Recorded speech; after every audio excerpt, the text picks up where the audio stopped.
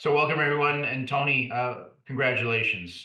Amazing drill holes. We released the first five holes of American Eagle's 2024 program on NAC, three of which were amazing, really. One of them was nearly 300 meters at a gram, and two others at 100 meters at a gram, all from surface, all in what's called the gold zone.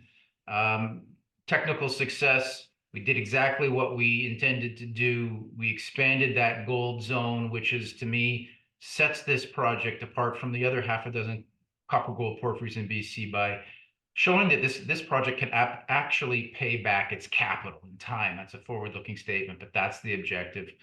Tell me about the results from your perspective.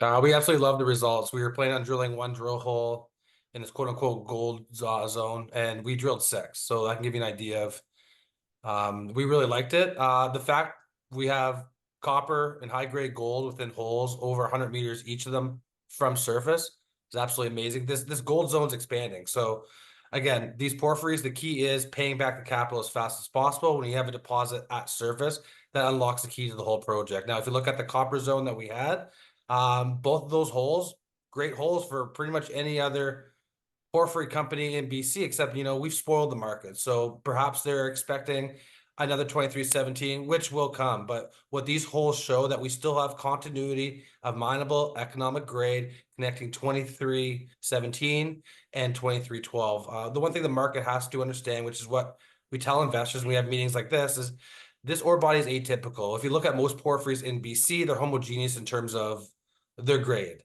Ours has moderate grade throughout, but within it, it has these plums of high grade. So if you look at it from 30,000 feet and you blend it all together, it's likely higher grade than any undeveloped porphyry in BC. Now, what sets it apart is this high grade gold zone. All homogeneous in terms of high grade copper and gold and currently expanding. Again, it's going to pay off the initial capital. Obviously, we saw a bit of a sell-off. The one thing that we have different than most other junior companies out there is we have cash. These were our first five drill holes of at least 20 coming out this year, with another 20 coming out next year. At minimum, we're fully funded to fund us all the way through 2026. So that's another thing that separates us. If you want a reason why it goes down, you got to look at the heuristic behavior of investors. I think a lot of investors are in here. It's called fast money for the quick buck. And, it's hard for them to decipher the information. I'm getting contacted by, people that know geology, that know the markets, they're still confused why the stock didn't go up. So if you look at the average investor, they take their cues from what's happening in the market. If you see red, think it's bad results. They see green, they think it's good results. And the traders know this, and they play its mental warfare on some of these investors. So I think it's a temporary downturn. I was contacted by our three biggest investors. The same message was given to me. A, we like these results, and B, just keep on drilling. Everything else is white noise. Follow the plan. So we're excited about it. Obviously, not happy with the results in the market, but we're going to continue to drill. And guess what? We're going to have some more 2317s come out, but we're following a plan and we're going to hit it. Look, I agree. I was surprised, not surprised. I always say, expect the unexpected in this industry. I thought we'd be up 25%, to be honest with you, not down 25%, but we're going to get it back. And I'm not phased for a second. This project keeps on getting more and more interesting. The more I learn about it, and I know the same for you, you and your team there. So look, I thought the results were fantastic, and I think it's an opportunity for anybody looking to build a position in a company that's traded down but delivering, excellent results. So is this a gold project or a copper project, Tony? I mean, American Eagle Gold, and we've been drilling copper intersections, and now we got gold. What are your thoughts on that? Yeah, like it's messaging. We put out the gold equivalents. I think maybe the message got lost. There's good intentions, but people maybe thought, this isn't copper, now it's gold. It's a copper project, and we have areas of high grade gold. The gold's going to pay back the initial capital.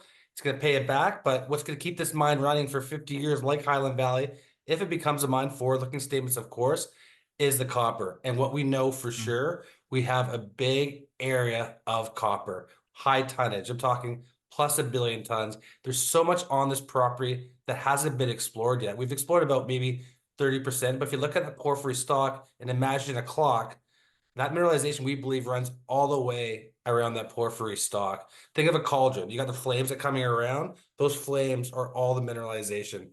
And next year we're gonna have more access. We're gonna drill more things, but this year we're gonna focus on the main zone, expand the tonnage, expand that gold zone, and we'll do a couple big step outs to show people that this thing really can expand. And that's one thing Tech liked from a hole 2309.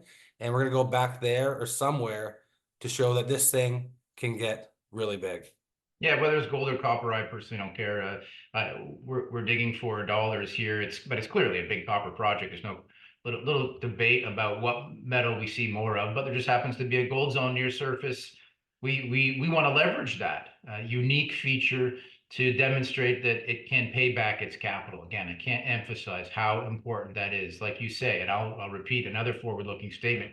We see this as a billion-ton resource. It has that potential. That there's not a lot controversial about that. And then there are other projects out there in BC, 500 million tons to 1 billion tons. Those are big projects, but the question is, are they going to be built this cycle or 2 cycles out? And if you can't delineate something near surface to pay back your capital and enhance those economics, it's 2 cycles out, and you're going to need 10, 15, $20 copper. We see a lot of these copper gold porphyries in BC be feasible. And so that's where American Eagle just truly separates itself, not just because of this high grade zone that still needs to be built out, but the fact that the topography, it's relatively flat. It's extremely low elevation.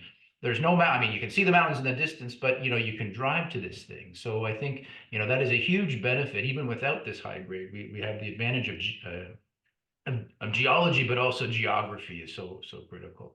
So, switching gears, Tony, what's next? So you said we've got 20 holes in this program. That means we've got 15 left. What does that look like? Yeah, we're over halfway through a drill program. We've only released 5 assays. We'll be drilling through October and just continue the plan. Expand that gold zone, connect the main zone, show that there's tonnage, show the high-grade copper within that main zone. But if you look at the sequence of a mine, you start with the small open pit that pays back the initial capital. You get that big open pit of copper, what we call the main zone. And as we do that, we sort out the geology and the geometry, and you figure out where this copper has been sourced from. And we call it the jewel box. We're starting to get hints of it. And towards the end of the season, we're going to go for the jugular and try and find the source.